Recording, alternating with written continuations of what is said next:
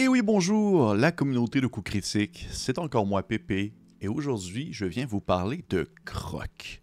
Grok, qui est un merveilleux nom également, qui est aussi un jeu de rôle d'aventure où vous incarnez un aventurier plongé au cœur d'un monde infiniment grotesque, la planète Grok, et dans lequel vous allez utiliser vos ressources à votre disposition ainsi que votre ingéniosité pour vaincre les menaces étranges, vos ennemis et les autres dangers périlleux qui vont foisonner la surface de la planète.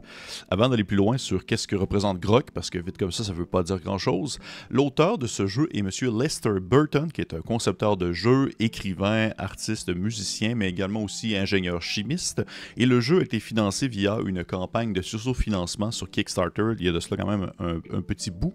Et rapidement, le jeu a gagné une belle popularité dans l'univers du jeu de rôle indépendant, autant pour son système qui va, comme vous allez le voir, relier certaines idées narratives à un genre plus OSR. Et pourquoi est-ce que je vous parle de ce jeu-là aujourd'hui? Eh bien, c'est parce que celui-ci possède actuellement une campagne de financement pour sa traduction française. Et ça, je trouve ça très cool, proposé par la Maison Nébuleuse. La Maison Nébuleuse, eh bien, c'est une association qui a pour ambition de concevoir et éditer des jeux de rôle, des extensions à des jeux et des expérimentations ludiques, ainsi que des récits en tirage raisonné, c'est-à-dire quand même plus limité que les grandes publications en plusieurs millions d'exemplaires. La maison s'applique à traduire des jeux et à créer des contenus inédits en lien avec les pratiques actuelles du jeu de rôle et des questionnements autour de la narration et de la fiction. Et donc, présentement, au moment où vous écoutez ces vidéos, il y a une campagne de financement pour la version française de Grok et tous les liens sont dans la description de la vidéo. Si vous souhaitez aller voir, je vous conseille fortement d'aller jeter un coup d'œil. La Maison Nébuleuse est conçue par deux protagonistes. Il y a Valentin Daniel, avec qui j'ai pu échanger, qui est super sympathique, qui est le fondateur de la maison et qui s'occupe de la traduction et d'une partie du design, mais aussi Léa Bozier, qui est designeuse graphique et qui s'occupe des illustrations. Et comme je l'ai mentionné, au moment où la vidéo sort, eh bien, la campagne est encore en cours et pour de vrai, allez jeter un coup d'œil. Ça vaut vraiment la peine d'encourager les initiatives qui vont proposer des produits différents de ce qu'on voit habituellement sur le marché, venant des gens qui débutent dans le milieu. Et pour ma part, je trouve ça en fait très cool, cette diversité indépendante qu'on vit dans une période où l'opportunité de proposer, on va dire, ce que vous savez faire, n'a jamais été aussi forte. Dans le fond, n'importe qui peut se lancer, n'importe qui peut tenter l'expérience de vouloir mettre de l'avant ce qu'il apprécie en termes de jeu, en termes de propositions ludiques. Et pour vrai, moi, c'est le genre de choses que j'applaudis à deux mains. C'est très, très cool. Donc, les thèmes de Grok. Eh bien, imaginez un peu mage et technomancien. Okay, les technomanciens vont utiliser les technologies qui ont fait de la planète Grok un bastion pour leurs expérimentations. Il y a des migrants transdimensionnels, eux, qui ont trouvé un refuge sur la planète pour y vivre en paix. C'est une douce et étrange harmonie qui faisait tourner la planète jusqu'à ce qu'il y ait un cataclysme qui a transformé l'endroit dans un caillou fiévreux et inhospitalier. Et aujourd'hui, des monstruosités sauvages hantent ces souterrains, des villes flottent parmi les nuages et une station spatiale abandonnée encapsule la planète. Ça tout baigne dans un monde, dans un rayonnement phosphorescent perpétuel caché au cœur de la planète, grouille un silence, l'astronéant, dont les remous atteignent la surface. Et pourtant, bien que l'ombre des conflits plane entre les castes qui morcellent ce monde instable qui autrefois été propulsé par une technologie incroyable, une nouvelle ère de lumière s'annonce. Des civilisations renaissent de leurs cendres et recherchent à s'emparer des reliques anciennes au pouvoir immense. Des milliers d'artefacts attendent ceux qui cherchent à découvrir leurs secrets. Fait qu'on a une espèce d'ambiance, un setting étrange qui mélange la fantasy, la post-destruction, post-apocalyptique, science-fiction weird dans un vaste champ d'interaction et d'ajustement que vous pouvez faire comme bon vous semble, adapté à vos propres créations personnelles que vous souhaitez inclure dans la partie sans problème. Dans le fond, c'est que oui, il y a une base qui est proposée et cette base, elle est si large et elle va dans tellement de sens que vous pouvez sans problème inclure plein de choses et ça va quand même être thématique à Grok. C'est vraiment un gros carré de sable assez modulable qui possède une base solide sur laquelle vous pouvez construire. C'est le genre d'univers que j'apprécie le plus maintenant dans ma vie de rôliste, c'est-à-dire une base qui me propose un thème, un genre, et qui me laisse le plaisir de faire un peu ce que je veux avec, tout en respectant une certaine formule assez malléable. Côté système, les règles de Grok ont été conçues de manière à offrir plus de liberté d'action aux joueurs. Dans le fond, elles sont élaborées pour faire émerger vraiment des péripéties par le biais d'une mécanique qui va vraiment mettre de l'avant l'aventure et l'aléatoire. Ça permet aux joueurs d'improviser des décisions sans vraiment être bloqués par des restrictions mécaniques qui sont trop denses ou avec trop de compromis. C'est très simple, vous allez voir, il y a vraiment... C'est dans les jeux très très légers que j'ai pu parler sur la chaîne, mais en même temps, moi j'aime ça. C'est le genre de choses que j'ai réussi à voir et de remarquer qu'est-ce que l'auteur est allé chercher. À la base, M. Lester Burton, qu'est-ce qu'il est allé chercher comme outils dans d'autres systèmes ou d'autres jeux qu'il a pu apprécier pour les intégrer dans Grok.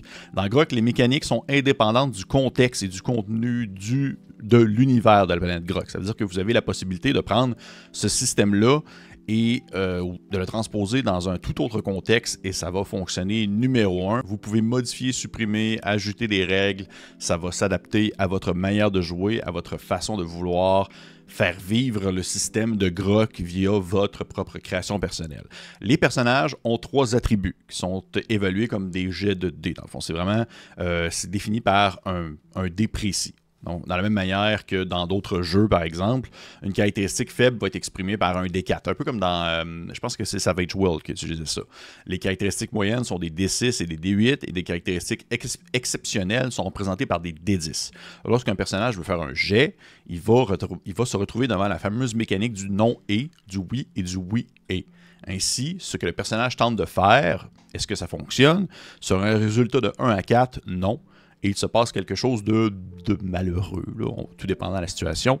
Sur un résultat de 5 à 9, oui, c'est exactement, dans le fond, ce qu'il voulait qu'il se déroule. Et sur un résultat de 10 et plus, parce qu'il peut y avoir certains moments dans la partie où vous pouvez dépasser en fait, votre dé simple, eh bien oui, et en supplément à ça, il se passe quelque chose de cool. Vous avez dépassé les attentes de ce que vous souhaitiez entreprendre.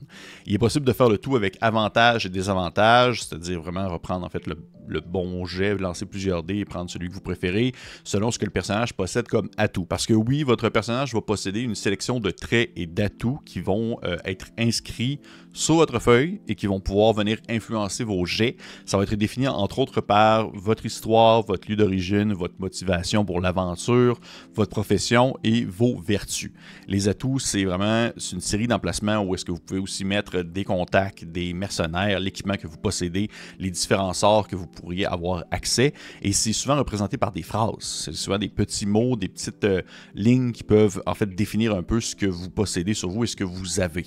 Il y a d'autres petites particularités au système, mais ça représente quand même une bonne section du fonctionnement dans laquelle où est-ce que des phrases ou du moins des vérités préétablies que vous allez pouvoir éventuellement peut-être jeter pour les remplacer par d'autres vous permet en fait d'avoir certains bonus circonstanciels sur vos jets qui sont définis par justement cette chaîne de dés de D4 à D6 à D8 à D10. Pour le visuel, ça c'est quelque chose que j'apprécie quand même énormément. C'est lorsqu'une traduction s'approprie un jeu en changeant son design visuel et en rendant ainsi sa traduction quelque chose de plus ou moins différent, sans pour autant se déloger du produit initial. Parce que oui, comme je l'ai mentionné tout à l'heure, Léa Bozier de la Maison Nébuleuse s'occupe du design de l'ouvrage et on s'éloigne même drastiquement quand même de la version anglaise qui fut illustrée par Mathias Viro, qui a vraiment un style fou dans la tête, si je peux me permettre l'expression. Alors que le style justement de Viro a une touche plus commune dans le monde du jeu de rôle, du zine indépendant, vraiment plus old school, mais très coloré, c'est vraiment très beau. Léa Bozier détonne vraiment plus avec on va dire, de ce qu'on peut voir habituellement. C'est pas de manière négative, loin de là, même qu'au contraire, j'apprécie énormément cette diversité qui est vraiment foncièrement originale, mais qui demeure tout de même dans le ton de ce que veut apporter le jeu dans cette espèce de science un peu weird, un peu étrange. La couverture, elle claque vraiment beaucoup. J'aime beaucoup la couverture anglaise, mais je trouve que la couverture française, elle claque vraiment fort. Ça me fait penser beaucoup à Troika, entre autres choses. On dirait vraiment qu'il y a une vibe Troika étrange avec des personnages qui vont vraiment difficilement à savoir si c'est vraiment quelqu'un ou si c'est une créature ou si c'est un objet, ça dépend vraiment de votre perspective et de votre perception.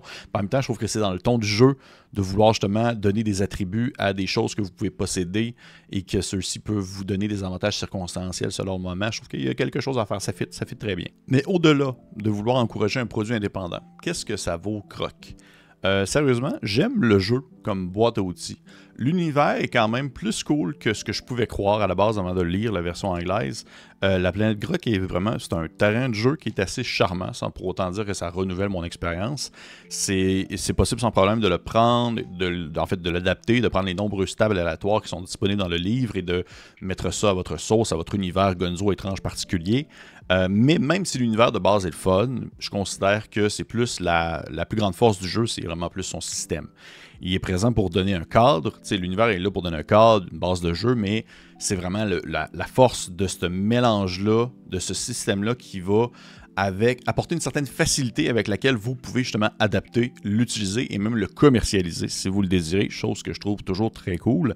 Lester Burton a vraiment une bonne maîtrise justement de ses mécaniques en rattachant on va dire à son système de base, plusieurs choses venant d'un peu partout. Et c'est intéressant parce que d'un côté, c'est quand même très OSR, où est-ce que on va vraiment y aller avec la bonne franquette, l'échange entre le maître de jeu et les joueurs. Ça peut être très mortel. Les statistiques, il n'y en a pas beaucoup. Ça demeure très minimal. Il y a beaucoup de situations dans lesquelles les personnages doivent se sortir du pétrin sans pour autant que ce soit très complexe, mais le but c'est d'utiliser en fait leur ruse et aussi leur manière de percevoir l'événement qui se déroule sur leurs yeux, mais aussi c'est également très narratif. C'est ça qui est vraiment très cool. C'est vraiment très narratif dans le sens que on va beaucoup jouer sur les mots, le sens des mots, vos objets que vous allez mettre sur vous, votre équipement, vos traits, vos atouts, c'est des phrases qui vont venir signifier quelque chose et qui vous permettent de prendre en considération certains bonus circonstanciels selon le moment venu et que vous allez pouvoir changer. Et seulement les joueurs vont lancer les dés, le maître de jeu n'a pas besoin de s'occuper de ça. Les ennemis vont être aussi décrits par des séries de mots et non vraiment des chiffres, ce qui est aussi vraiment très cool. Et on se retrouve devant une bestiole qui tire son pouvoir d'une tangente très accrochée old school, mais qui va par le fait même proposer des outils qui sont inspirés par des jeux tels que Fate, par exemple. Fate qui est beaucoup plus narratif. Juste pour vous donner un exemple de ce beau mélange entre, on dirait, le old school et l'aspect plus narratif, lorsque vous souhaitez accomplir quelque chose, vous pouvez utiliser ce qu'on appelle l'effort. C'est que vous allez lancer le dé lorsque vous faites une action et en voyant un peu le résultat, que vous réussissiez ou que vous échouez, vous pouvez décider d'appliquer l'effort. Et l'effort fait en sorte que vous allez lancer un second dé que vous allez rajouter à votre premier résultat. Et ce qui donne en fait un nouveau résultat et ce qui vous permet de dépasser potentiellement le seuil de 10, qui est ce qui vous permet d'atteindre des réussites exceptionnelles si vous vouliez souhaiter accomplir quelque chose de plus, mais à un coût. Par exemple, votre arme va briser, vous allez être fatigué ou vous allez peut-être blesser un allié dans l'élan. C'est un peu comme sur le moment, qu'est-ce que vous voulez définir comme coût à cette réussite supplémentaire ou à cette réussite améliorée. Et ça permet ainsi de comme jouer un peu sur l'espèce de... Tu sais, il y a certains jeux comme par exemple Mutant Year Zero qui va utiliser le côté succès partiel. Et bien là, on a comme le succès supérieur, mais avec un coût, mais vous n'êtes pas obligé de le faire. Ça demeure vraiment à vous. C'est vraiment des petits ajouts comme ça que je trouve que c'est juste intelligent, c'est juste bien pensé, et ça s'applique comme numéro 1 dans un système qui va utiliser des dés, oui, mais qui va aussi vraiment vous faire réfléchir et vous faire penser de manière assez fluide sur les répercussions que ce que vous pouvez faire en jeu, comment est-ce que vous pouvez avoir des contre-coups de ce que vous souhaitiez entreprendre. Pour vrai, non, il y a vraiment quelque chose de très original et de très rafraîchissant dans Grok. Et c'est pourquoi est-ce que je vous conseille fortement d'aller voir en fait la campagne de ce sous-financement qui se déroule présentement. Tu sais, je vous présente comme si c'était ça. La version française, mais non, la version française ne ressemblera pas à ça. Mais allez voir ça, ça vaut la peine. Je pense que ça peut être une belle découverte pour si vous voulez tester quelque chose de différent qui mélange plusieurs genres et qui le fait très bien. Fait que, hey, c'est pas plus compliqué que ça.